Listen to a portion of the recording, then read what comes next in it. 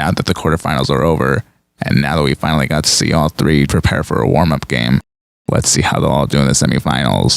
Took a look at the exhibition tournament. We now get to see who faces the big three of season 38. Night 1, the contestants consisted of Tyler Rode, Maureen O'Neill, Amy Schneider. Why is Tyler on the right? I thought it would be in order from the number of wins. Tyler won 5 and Maureen won 4. Ken Jennings' instruction was, welcome everyone to the semifinals in the Jeopardy Tournament of Champions. Now we began this competition with 21 players who had amassed between a total of exactly 200 Jeopardy wins. Folks, that's almost a season of our show, but today we are down to just 9 champions, 6 who emerged victorious after a very competitive quarterfinal round, and 3 who were seeded directly into the semifinals by virtue of their extraordinary play during the regular season. Now one of those seeded champions is with us here today, Amy Schneider, of course, alongside Maureen O'Neill and Tyler Rode. But just for the record, the advantages of being a 1 seed and right here, it's an equal playing field for all 3 of you, and only one will advance to the finals. I'm really curious as to how Maureen O'Neill would do given her initial performance. Even though she's one of the lowest seeds, she definitely does have a case here. For 3 final Jeopardy rounds in a row, she bet everything and answered correctly, doubling her score. That's an achievement no other player from this season has done. This title guy kills Lavinia, stabs Tamara, gets killed by Saturninus, who in turn is whacked by Lucius, at the said title guy's son. Tyler buzzed and answered, who is Titus Andronicus, which we'll get to in a minute. Amy was in the red. In 1997, the chess world was shocked when world champ Garry Kasparov lost a match to this IBM computer program. After Amy answered, what is Deep Blue? Ken told her, that's correct and I sympathize. I only recently found out that Ken and Brad competed against IBM Watson in 2011. Somehow I avoided that. I wonder how James and Amy would do against Watson. Anyway, this was posted on their social media and a few people even commented that Mayim couldn't make these jokes, which is true. However, Ken can't make Big Bang Theory jokes. As soon as the mini-actual interviews began, Ken told Tyler he added a D to Titus Andronicus' name. Not the worst thing that's ever happened to him. Tyler laughed. He lost $2,000 as a result, and just like Ryan Long's 13th game, this was a brutal moment, especially the mini-actual interviews. It only gets worse for Tyler. Yeah, as one of my anecdotes on my first run on Jeopardy, I referred to Sixers, a draft party event that's put on by a local podcast in Philadelphia. They have a rule of thumb. If you don't say the name of the podcast, you get a ban for life. I did not say the name and I received a ban as a result. Ken told him, luckily we're not so draconian here on Jeopardy. You're welcome here anytime. Same goes for me, Tyler. I know you'll never see this video, and if you and I ever chat, I won't ban you just for not mentioning me. Sixers. Ken pointed out that Maureen moved from New Hampshire to Cambridge, Massachusetts, which she said she moved after the show's airing.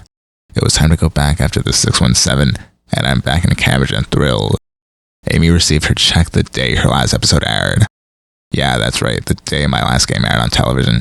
That day, I got a check, and so at that point, because we were on the West Coast, people were starting to know that it was my last day, so we were having a watch party with some friends of ours, and we took the check over because it's not often you see a check for $1.3 million to show them. And then after the episode, we popped some champagne and it spilled all over the check. The audience laughed. Oh no, the once-in-a-lifetime check got spilled on. I'm glad she was still able to deposit it. Amy got the first daily double. Wagered her trademark $4,000 because of course she does. Got it right. I went to $11,200. Maureen was on the board and I'm so glad. Amy ended the first round winning $12,600. Tyler was in second place at $4,200 and Maureen was in third place at $400. The double Jeopardy round began and there were already so many triple stumpers. The Bell's Paris claimer with this word that also starts with CLA. Tyler buzzed and answered, what's clang, which was incorrect. Amy buzzed and answered, what's clanging, which was also incorrect. Maureen didn't buzz in. The answer was clangor, clamor, and clangor. Good Catholics know South Bend, Indiana is named for a curvature of this river. Tyler buzzed and answered, what's the Pawnee, which was incorrect. Amy buzzed and answered, what is the Wabash, which was also incorrect. Maureen didn't buzz in. It's a little more Catholic sounding than those two. It's the St. Joseph. Maureen got the first daily double on Double Jeopardy for his $3,000. Unfortunately answered wrong and went down to $600. Amy got the second daily double on Double Jeopardy wagered 1,000 this time. I'm surprised she didn't do her trademark 4,000. Got it right, and went to $19,200. Amy had a double Jeopardy winning $19,600. Tyler was in second place at $7,000, and Maureen was in third place at $600. The final Jeopardy category was contemporary authors. The question was, a trip to El Paso with his young son and wondering what the city might look like years in the future inspired a novel by this author. I immediately thought of A Boy and His Dog, which takes place in 2024. I'm a time traveler, I should know this. Maureen didn't answer. This is actually the first time since her first appearance when she missed Final Jeopardy.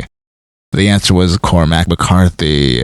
Correct, that's the origin of his dystopian novel, The Road. The Tyler Road? I should have known. Tyler's namesake. Tyler and Amy answered correctly. I hit the scores because Maureen and Tyler didn't bet anything, and Amy wagered $64. Not sure why she did that specific number. This is the lowest wager from all three players since David Sibley's third game, when he and Sonali only risked $1, and Mara didn't bet anything. This is also the lowest wager from anyone in a tournament, let alone the tournament of champions. Amy's wager took her final score to $19,664 and is now a finalist.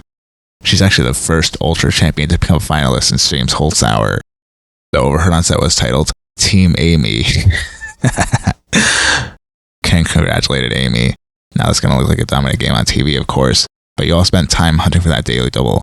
Ken told Tyler, if you had found Doc Holliday, it would have been tight going in a final. Tyler said, love Tombstone. Amy said, I wasn't sure about Limestone, but then I realized if it didn't ring in, he was definitely going to get the daily double, so it was worth trying and I got it. He turned to Amy, then to Tyler, saying, yeah, that is a smart strategy there. I was wondering, Tyler gets a rock as a rock. Tyler replied, probably, coulda, woulda, shoulda, but, hopefully I got your heart rate elevated a little bit at some point, so. Amy told him, you did, yeah. I mean, he wasn't lead in the beginning of the game, so I imagine that would have added so much pressure. Asked Amy about the wager 64, which was what I was wondering myself. I thought maybe she owned a Nintendo 64 at some point. Amy answered, oh, that's my wife's birthday. Oh, I didn't even say this yet. Amy actually got married in the middle of the year. I want to say it was right before her wife's birthday, her now wife's birthday. Ken told her, well, that's a nice little salute because you could have wagered any amount there.